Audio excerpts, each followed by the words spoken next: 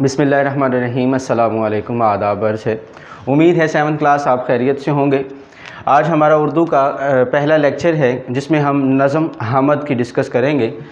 سب سے پہلے تو میں آپ کو نظم کا تعارف بتاؤں گا کہ نظم کسے کہتے ہیں اور اس کے بعد حمد۔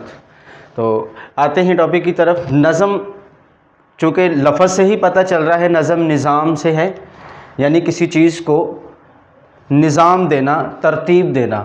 نظم گویا الفاظ کو اس طرح ترتیب دی جاتی ہے کہ وہ شعر کی شکل اختیار کر جاتا ہے، اس کو نظم کہتے ہیں۔ اچھا،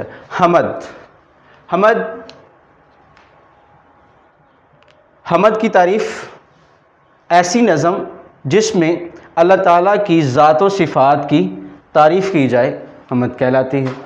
اب حمد میں اللہ تعالیٰ کی صرف ذات و صفات ہی نہیں بلکہ اللہ تبارک و تعالیٰ کی دی ہوئی نعمتیں، ان کے انعامات اور تمام تر جتنی بھی چیزیں ہمیں عطا کی گئی ہیں، اس حوالے سے اللہ تعالیٰ کا شکر ادا کرنا اور اللہ تعالیٰ کے اس شکر کو شعروں میں لکھنا حمد کہلاتا ہے۔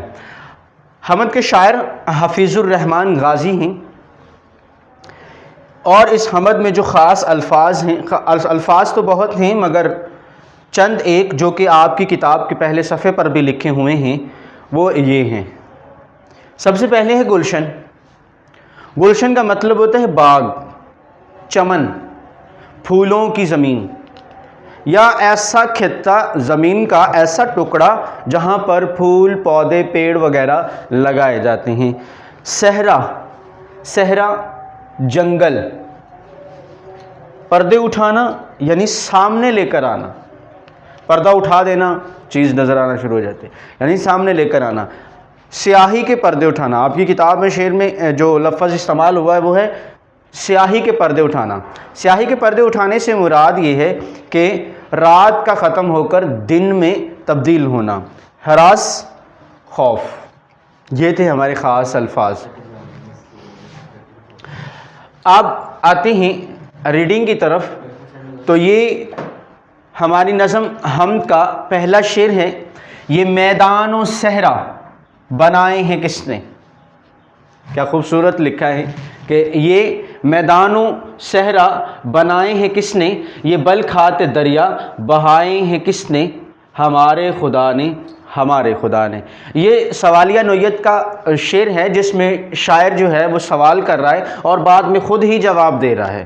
پہلے کہ وہ کہتے ہیں کہ یہ جو میدان ہیں، یہ جو لمبی لمبی زمینیں ہیں اور یہ جو صحرا ہیں، جنگل ہیں، بیابان ہیں، خرابے ہیں، یہ کس نے بنائے ہیں؟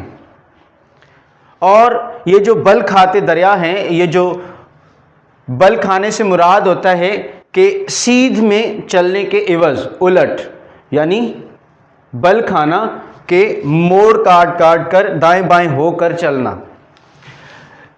یہ بل کھاتے دریا جو ہیں یہ کس نے بہائے ہیں؟ یہ سوال کرنے کے بعد وہ خود ہی بتا رہا ہے کہ یہ ساری چیزیں جو ہیں وہ ہمارے خدا نے ہمیں بنا کر دی ہیں، ہماری سہولت کے لیے اور ہمارے فائدے کے لیے۔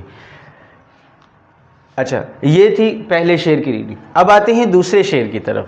تو دوسرا شعر بھی ماشاءاللہ بہت خوبصورت ہے۔ دیکھیں حفیظ الرحمن غازی نے اللہ تبارک و تعالیٰ کی تعریف کن کن انداز میں کی ہوئی ہے۔ وہ کہتے ہیں کہ یہ گلشن میں پھولوں کی رنگین کتاریں، رنگین رنگ بھری گلشن، میں نے آپ کو پہلے بتا دیا باغ، تو یہ باغ میں جو پھولوں کی رنگین کتاریں ہیں، رنگین لائنیں ہیں، یہ کس نے بنائی ہیں؟ اور بکھیری ہیں کس نے چمن میں بہاریں؟ چمن بھی گلشن ہوتا ہے یعنی باغ۔ تو باغ میں یہ جو بہاریں ہیں، خوشبوئیں ہیں، یہ کس نے بکھیری ہیں؟ ہمارے خدا نے، ہمارے خدا نے۔ یعنی یہ جو گلشن ہے، یہ جو ہمارا باغ ہے، یعنی یہ جو دنیا میں ہم پیڑ پودے، پھول، درخت وغیرہ دیکھتے ہیں، تو یہ اور ان پر لگے ہوئے پھول پھل وغیرہ یہ کس نے بنائے ہیں؟ یہ ہمارے اللہ تعالیٰ نے بنائے ہیں۔ اور چمن میں، گلشن میں یعنی باغ میں یہ جو خوشبو پھیلائی ہوئی ہے، بہاریں بکھیری ہوئی ہیں، وہ کس نے بکھیری ہوئی ہیں وہ ہمارے خدا نے، ہمارے خدا تعالیٰ نے۔ اب آتے ہیں تیسرے شعر کی جانب۔ تو تیسرے شعر میں شاعر حفیظ الرحمن غازی کہتے ہیں کہ یہ چاند اور سورج بنائے ہیں کس نے، یہ جو چاند رات کو ہم آسمان پر دیکھتے ہیں یہ کس نے بنایا ہے، اور جب وہ ختم ہو جاتی ہے رات تو صبح جب دن چڑھتا ہے تو سورج جو ہے وہ نمودار ہوتا ہے